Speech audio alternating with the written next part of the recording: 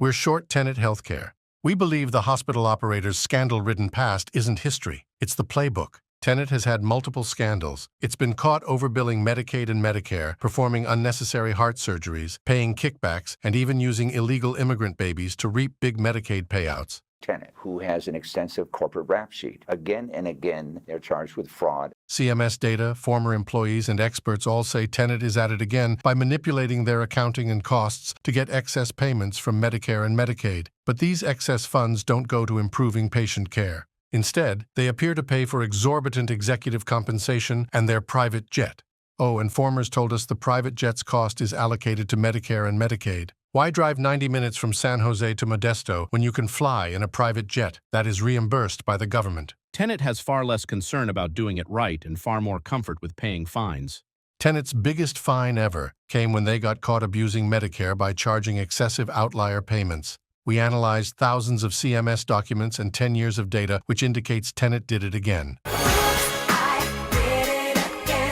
Potential Medicare fines for excessive outliers this time could be greater than $800 million. To estimate excess outlier payments, we pulled total outlier and total Medicare payments for each Tenet hospital and did the same calculations for comparable hospitals in the region. For example, at Tenet's Palm Beach Gardens Hospital, the outlier percent was 7.7%, while peers were 3.6%. We analyzed all Tenet's current hospitals and found a pattern that indicates Tenet has been overcharging Medicare for outliers. Tenet's next largest fine came for paying kickbacks to get illegal immigrants to have their babies in their Atlanta hospitals. Shockingly, a former Tenet hospital CFO told us they were doing it in Texas too, and it was happening for years after the Atlanta settlement.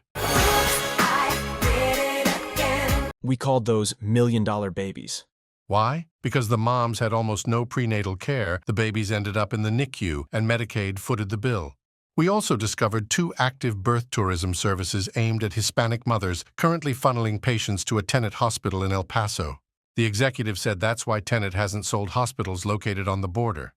Across Tenet's network, it has been caught upcoding again and again. At its hospitals in Detroit, doctors have come forward exposing that they have been billing taxpayers for ICU patients and care when patients were actually left unattended in ER hallways. One patient even died in the ER hallway. No one noticed, but Tenet allegedly kept billing. Tenet is run by former McKinsey consultants who we believe have pulled every possible trick to maximize government reimbursement. Another former McKinsey executive who pushed price gouging and government reimbursement too far was Mike Pearson, CEO of Valeant Pharmaceuticals. Valeant collapsed more than 95% once the government cracked down. We obviously made a number of mistakes. Oops, indeed.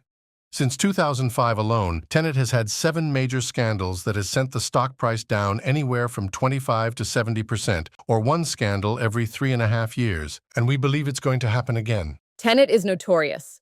Notorious for upcoding. Notorious for extravagant cost-to-charge ratios.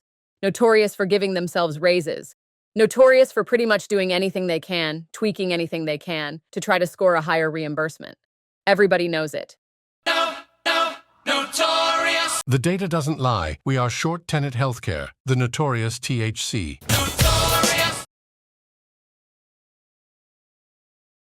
Finding significant efficiencies by laying off the people at the bottom of the company and paying more to the people at the top. Hey, that's me! Yes! With the money signs? Yes, that's It's me at the top! Okay. You know, look at that.